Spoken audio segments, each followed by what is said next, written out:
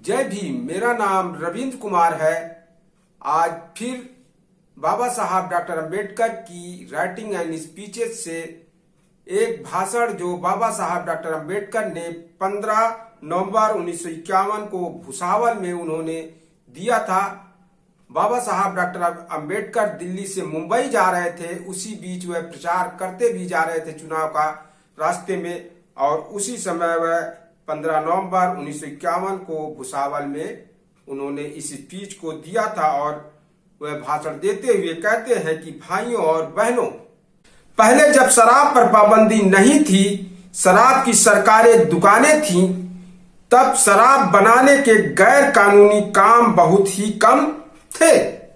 किसी भी दूसरे देश की तुलना में हमारे देश के लोगों में शराब की लत बहुत अधिक है। आज जब शराब पर पाबंदी लगी है, तब घर घर शराब का बनना शुरू हुआ है। घर में ही शराब बनने के कारण महिलाओं और बच्चों को भी शराब की लत लग चुकी है। नैतिकता का अधःपतन बड़ी तेजी से हो रहा है। शराब की लत छुड़ाने के लिए व्यक्ति का शिक्षित होना जरूरी है। अल्पसंख्यक शराब की लत के मारे लोगों को लत से मुक्ति दिलाने के भरसक कोशिश की जानी चाहिए। शराब की लत छुड़ाने के लिए व्यक्ति का शिक्षित होना जरूरी है। अल्पसंख्यक शराब की लत के मारे लोगों को लत से मुक्ति दिलाने के भरसक कोशिश की जानी चाहिए, लेकिन सरकार ने शिक्षा पाना बहुत कठिन कर रखा है। केवल प्राथमिक शिक्षा से आज पिछड़े समाज का उद्धार संभव नहीं है। उन्हें उच्च शिक्षा मुहैया करानी होगी। जब तक यह नहीं होता, तब तक उच्च वर्ग के हाथ में ही सत्ता रहेगी। जब तक इन हालात में कोई बदलाव नहीं आता, तब तक स्वराज का हम अस्पृश्यों को, पिछड़े वर्ग की जनता को क्या फायदा। शराब पर पाबंदी लगाने के लिए मुंबई सरकार ने 1946 में 9 करोड़ रुपए बर्बाद किए।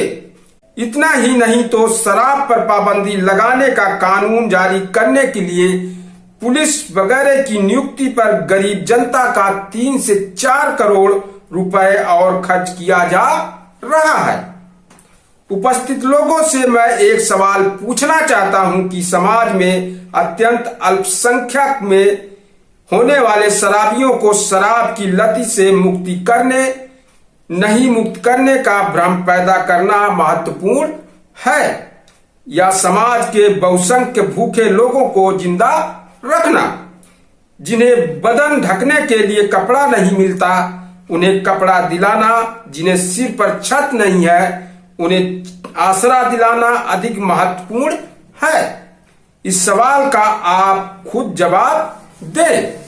इस योजना से 2 बातें जरूर होंगी। पहली बात यह है कि नियोजन कमीशन के अध्यक्ष जवाहरलाल नेहरू प्रधानमंत्री के नाते एक सर्वाधिकारी बनने वाले हैं। मैं अपना अनुभव आपको बताता हूं। हर विभाग के कामकाज को और विभाग के मंत्री को पंडित नेहरू अपने नियंत्रण में रखना चाहते हैं। वह किसी को आजादी से काम करने नहीं देने वाले। दूसरी बात यह है कि योजना से घूसखोरी को बढ़ावा मिलने वाला है।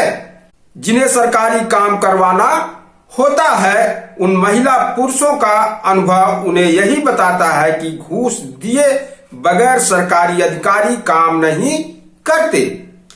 इस पंचवर्षीय योजना के अनुसार 1 लाख से अधिक रकम वाले व्यवसाय को शुरू करने के लिए सरकारी अधिकारी से इजाजत की जरूरत होगी। इससे घूसखोरी के क्षेत्र में हजारों गुना बढ़ोतरी होने वाली है। कुल मिलाकर देखा जाए तो इस योजना में उम्मीद जगाने वाली कोई बात नहीं है। अपने काम के बारे में जब कोई कुछ ठोस बता नहीं सकता है, तब औरों के बारे में गलत फहमियां फैलाने के लिए, औरों की निंदा करने के लिए वह जहां तक संभव हो सारी कोशिश करता है। काका साहब का आखिर ऐसा ही हुआ। उन्होंने आखिर शेड्यूल कास्ट फेडरेशन और सोशलिस्टों के बीच हुए करार को लेकर जहर उगलने की कोशिश की। उनका सवाल है कि शेड्यूल कास्ट फेडरेशन जातीय संस्था है और हम कभी भी किसी जातीय संस्था के साथ सहयोग नहीं करेंगे कहने वाले सोशलिस्टों ने इस जातीय संस्था के साथ सहयोग क्यों किया? कांग्रेस का दावा है कि कुछ दल जातीय हैं और कुछ नहीं। कांग्रेस की ओर से 1920 से प्रचार किया जा रहा है कि शेड्यूल कास्ट फेडरेशन जातिवादी संस्था है। कांग्रेस का यह भी दावा है कि सिर्फ कांग्रेस ही जातिवादी नहीं है। कांग्रेस के नेताओं से मेरा सवाल है कि क्या कांग्रेस के नेताओं ने जाति भेदभाव को किनारे किया है? क्या कांग्रेस के नेताओं ने सहभोज सहविवाह पर अमल किया है? काका साहब ने अपनी कन्या के लिए क्या उच्च कुलीन सरदार पुत्र ही नहीं चुना?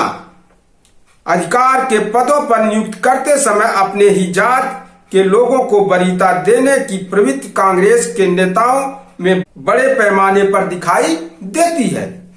हमारे अस्पृश्य समाज में हजारों जातियां हैं, लेकिन जाति भेद तोड़ने की हमने जैसी कोशिश की है और कर रहे हैं, वैसी कोशिश क्या कांग्रेस के नेताओं ने की है?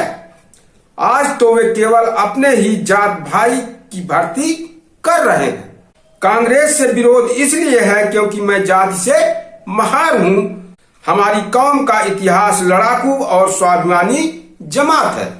नदी का उद्गम और ऋषि का कुल कोई नहीं देखता, उसी नजर से हमारे शेड्यूल कास्ट फेडरेशन के कार्यक्रम की ओर, हमारी योजनाओं की ओर देखिए।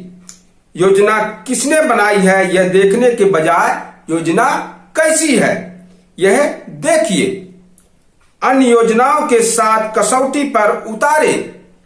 ठीक ना हो तब बोलिए बेकार में क्यों बुराई करते हैं। कांग्रेस को इस बात का बुरा लगता है कि हमने सोशलिस्टों के साथ हाथ मिलाया। उन्हें लगता है कि सब कांग्रेस की ही उंगली पकड़कर चले। सोशलिस्टों के साथ हमारे हाथ मिलाने से क्या अनर्थ हुआ हम नहीं जानते। कांग्रेस के अलावा जितने भी दल हैं उन्हें एकजुट करने का मेरा ख्याल है। हालांकि चुनाव में अधिक समय बचा न होने के कारण अब संभव नहीं है। चुनाव के बाद मैं एक बार फिर कोशिश करने वाला हूं। दो पार्टियों की योजनाएं और कार्यक्रम अगर बहुत अंतर न हो तो चुनाव के लिए हाथ मिलाने में बुराई ही क्या है। इसी भूमिका के आधार पर हमने हाथ मिलाए हैं। पूर्व और पश्चिम अभिमुख दो पक्षों में मेल करना बेईमानी हो सकती है, लेकिन एक ही दिशा में अगर दो लोग जा रहे हैं तो कुछ फासला वे साथ में तय करें तो उसमें कैसी बेईमानी, उसमें कौन सा पाप। आज तो हमारा मेल केवल चुनावों के लिए है।